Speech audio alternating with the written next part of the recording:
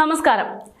MLA-യുടെ കാറിന് കടന്നുപോകാൻ സൗകര്യമൊരുക്കിയില്ല എന്നാരോപിച്ചുകൊണ്ട് 8 മാസം ഗർഭിണിയായ യുവതിയെ അടക്കമുള്ള കുടുംബത്തിന് നേരെ ആക്രമണം നടന്നിരിക്കുന്നു. തിരുവനന്തപുരം കാട്ടാക്കടയിലാണ് ഇങ്ങനെയൊരു സംഭവം നടന്നത്. അരുവിക്കര MLA ആയിട്ടുള്ള ജി സ്റ്റീഫനും DYFI പ്രവർത്തകർക്കുമെതിരെയാണ് ഈ ഗുരുതര ആരോപണം. ദമ്പതികളായ ബിനീഷിനെയും നീതുവിനെയും ഇവർ ആക്രമിച്ചു എന്നതാണ് പരാതി.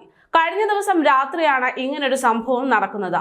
പെട്ടെന്ന് വഴിമാറാൻ ആവശ്യപ്പെട്ടുകൊണ്ട് ഇവർ ആക്രമിക്കുകയായിരുന്നു എന്ന് ഇവർ പറയുന്നു. കാർ സ്റ്റാർട്ടാക്കാൻ വൈകിയതാണ് പ്രകോപിതരാക്കിയതെന്നും കുടുംബം ആരോപിച്ചു.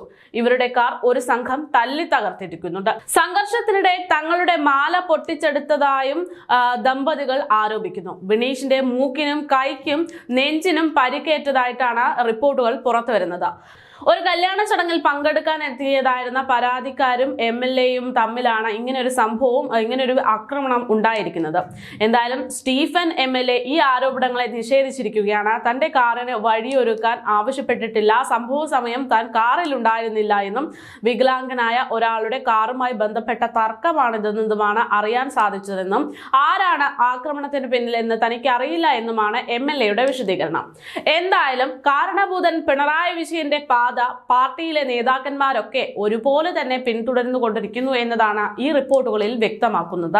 ജനസേവകനാണെന്നൊക്കെ നിയമസഭയിൽ വലിയ വായിൽ പറയുന്നുണ്ടെങ്കിൽ പോലും കാര്യം റോഡിലിറങ്ങിയാൽ പിണറായി വിജയന്റെ കാറിന്റെ 2 മീറ്റർ പരിസരത്ത് ഒരു പൂച്ചക്കുഞ്ഞിനെ പോലും അടുപ്പിക്കാറില്ല എന്നത് നാം കാണുന്നതാണ്. അങ്ങനെ ആരെങ്കിലും ഉണ്ടെങ്കിൽ രക്ഷാപ്രവർത്തനം എന്ന് പറഞ്ഞ മുഖ്യമന്ത്രി പിണറായി വിജയന്റെ പ്രത്യേക വിഭാഗം അത് പ്രത്യേകമായി കൈകാര്യം ചെയ്യുന്ന കാര്യങ്ങളും നാം കാണുന്നുണ്ട്. കഴിഞ്ഞ ദിവസം തന്നെ നാം കൃത്യമായി ഇതിനൊരു തെളിവായിട്ട് കണ്ട കാര്യം എന്ന് പറയുന്നത് വിഴിഞ്ഞത്തായിരുന്നു.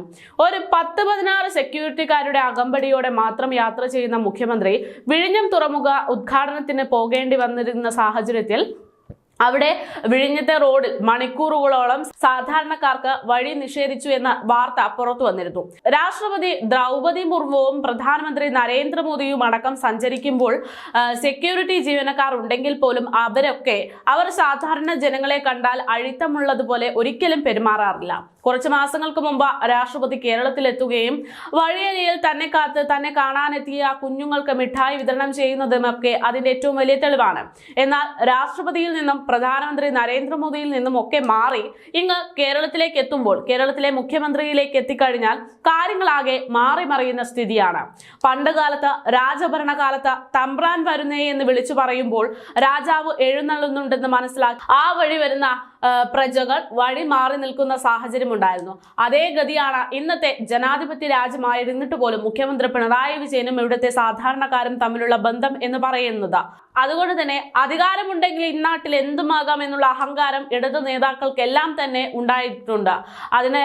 അതിനാലാണല്ലോ ഇന്നിപ്പോൾ ഒരു ഗർഭിണിയെ പോലും ഈ MLA-യുടെ കൂട്ടർ തല്ലിച്ചതച്ചു എന്നുള്ള വാർത്ത പുറത്തു വരുന്നത്. അത് മാത്രവുമല്ല, കുറച്ച് ദിവസങ്ങൾക്ക് മുമ്പ് മേയർ ഡ്രൈവർ തർക്കവും വഴിയെ ചൊല്ലി തന്നെയായിരുന്നു, വഴി കൊടുത്തില്ല എന്നത് പറഞ്ഞുകൊണ്ട് തന്നെയായിരുന്നു. എന്തായാലും നേതാക്കന്മാരുടെ ഇഷ്ടപ്രകാരമാണ് ഈ നാട്ടിലെ ജനങ്ങൾ വഴി നടക്കേണ്ടതെന്ന് പോലും പറയേണ്ടുന്ന ഒരു സാഹചര്യത്തിലേക്കാണ് കാര്യങ്ങൾ എത്തുന്നത്. ഇതിനൊക്കെ കാരണക്കാരനായി മാറുന്നത് കാരണഭൂതൻ തന്നെയാണ്. കാരണം അദ്ദേഹത്തിൽ നിന്ന് കിട്ടുന്ന പ്രചോദനം തന്നെയാണ് CPM നേതാക്കന്മാരെ കൊണ്ട്, ഇടത് MLA-മാരെ കൊണ്ട്, ഇടത് നേതാക്കന്മാരെ കൊണ്ട് ഇങ്ങനെയൊക്കെ പ്രവർത്തിപ്പിക്കുന്നത് എന്നത് ഒരു സംശയവുമില്ലാതെ നമുക്ക് പറയാം.